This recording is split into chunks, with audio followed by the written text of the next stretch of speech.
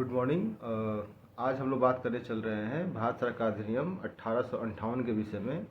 हम देखेंगे कि कैसे 1857 की क्रांति ने पूरे की जो ईस्ट इंडिया कंपनी है उसके भविष्य का एक तरीके से आप कह सकते हैं कि निर्धारण किया, और किस तरीके से भारत में जो प्रशासनिक ढांचा है ब्रिटिश इंडिया कंपनी के तहत उसमें क्या बदलाव हुए और क्यों ये इतना महत्वपूर्ण है।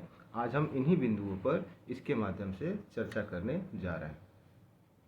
भारत सरकार अधिनियम 1858 ब्रिटिश संसद का एक अधिनियम था जिसने ईस्ट इंडिया कंपनी की सरकार और क्षेत्रों को ब्रिटिश काउंसिल में स्थानांतरित कर दिया।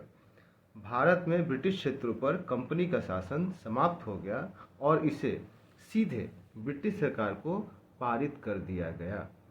तो जैसा कि हमने इसे पहले भी कहा कि ईस्ट इंडिया कंपनी जो है अब वह सीधे क्राउन यानी कि ब्रिटिश गवर्नमेंट के अधीन हो गई 1858 अधिनियम के बाद। 1857 के विद्रोह ने ब्रिटिश सरकार को झटका दिया।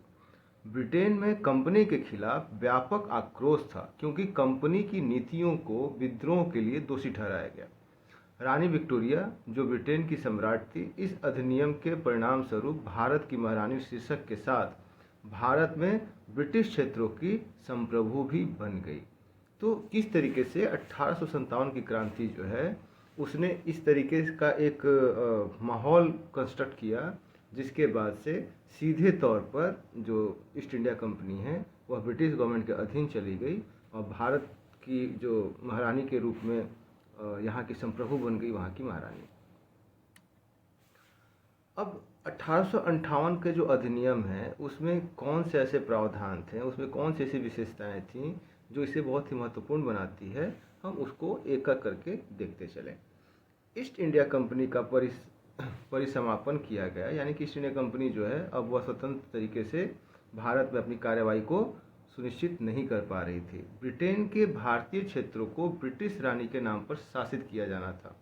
निदेशक मंडल और नियंत्रक बोर्ड को समाप्त कर दिया गया।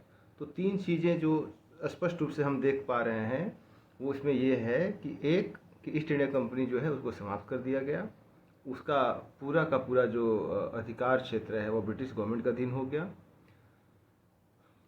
ब्रिटेन के जो भारतीय क्षेत्र हैं उसको ब्रिटिश रानी के नाम पे शासित किया जाने लगा, और निदेशक मंडल और नियंत्रक बोर्ड जो इससे पहले हमने देखा था 1853 या 1833 के चार्टर में, किस तरीके से उसको रिवेल कर दिया गया, समाप्त कर दिया गया।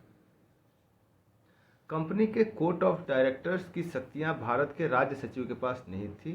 इस राज्य सचिव को ब्रिटिश सांसद और प्रधानमंत्री के मंत्रिमंडल का सदस्य होना था। उन्हें 15 सदस्यों की एक परिषद द्वारा सहायता प्रदान की जानी थी। वह ब्रिटेन में ब्रिटिश सरकार और भारतीय प्रशासन के बीच संचार का माध्यम भी था। उसके पास अपनी परिषद से परामर्श किए बिना भारत में गुप्त प्रेषण भेजने की शक्ति भी थी। जो इस तरीके से जो चीज़ें थी, जो राज्य सचिव है उसके बारे में इस तरीके से बात। राज्य सचिव के माध्यम से ही ब्रिटिश संसद भारतीय मामलों के संबंध में प्रश्न पूछ सकती थी। तो जो राज्य सचिव है बड़ा ही महत्वपूर्ण हो जाता है।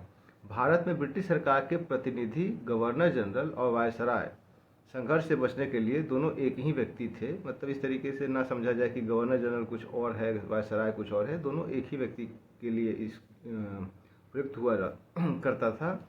वायसराय और विभिन्न प्रेसिडेंसियों के राज्यपालों की नियुक्ति क्राउन द्वारा की जाती थी। तो ये एक बड़ा ही महत्वपूर्ण बात है कि जो विभिन्न प्रेसिडेंसियों के राज्यपाल हुआ करते थे उनकी नियुक्ति भी क्राउन के माध्यम से की जाती थी। वायसराय को एक कार्यकारी परिषद के साथ सहायता प्रदान की जानी थी। इस अधिनियम ने भारत को एक प्रत्यक्ष ब्रिटिश उपनिवेश बना दिया, अर्थात इससे पहले जो अप्रत्यक्ष तरीके से ब्रिटिश गवर्नमेंट इसको कंट्रोल कर रही थी, अब वह सीधे प्रत्यक्ष रूप से जो भारतवर्ष है उसे ब्रिटिश उपनिवेश के रूप में परिणित कर दिया। इस अधिनियम ने पिट्स इंडिया एक्ट की दोहरी सरकार को भी समाप्त कर दिया। इस अधिनियम ने चूक के सिद्धांत को भी समाप्त कर दिया। देश के प्रशासन के लिए भारतीय सिविल सेवा की स्थापना की जानी थी। भारतीयों के लिए भी सेवा में भर्ती होने का प्रावधान था। हम देख रहे हैं कि ये लगातार जो भारतीयों के सेवा शर्तों की बात है वो किस तरीके से डेवलप हो रहा है। यह निर्णय लिया गया कि शेष भारतीय राजकुमारों और प्रमुखों, जिनकी संख्या 560 से अधिक थी, उनकी स्वतंत्र स्थिति होगी बशर्ते वे ब्रिटिश आधिपत्य स्वीकार कर लें। तो जो 560 से अधिक रियासतें थीं, उनकी स्वतंत्र स्थिति को स्वीकार किया गया, लेकिन यह स्वीकारोक्ति तभी तक संभव थी जब तक वह ब्रिटिश आधिपत्य को स्वीकार कर रहे थे। अगर वो इसके विरोध में जाते तो उन्हें अपने अधीन कर लिया जाता था। अब कुछ तथ्यों को देख लें तो तथ्य इसमें आप बड़े देख सकते हैं कि जो भारत के पहले राज्य सचिव थे वह थे लॉर्ड स्टैनली। चूँकि प्रतियोगी परीक्षाओं में कभी कभी आपको इस तरीके के प्रश्न मिलेंगे।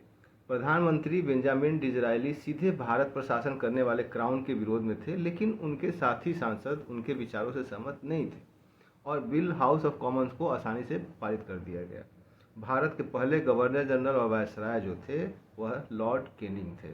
तो 1858 का जो अधिनियम है, एक तरीके से जो निजी कंपनी थी ब्रिटिश की ईस्ट इंडिया कंपनी, उसकी प्रभाविता, उसके अधिकार क्षेत्र को सीधे तौर पे ब्रिटेन के शासन को भेज दिया गया, उसके हाथों में चला गया। इसलिए यह बड़ा ही महत्वपूर्ण हो जाता है और प्रत्यक्ष नियंत्रण जो है वह ब्रिटिश सरकार का भारत भूमि पे स्थापित हो जाता है। तो आज के लिए इतना ही। कल फिर किसी नए विषय के साथ हम लोग इस पे आगे बात करेंगे।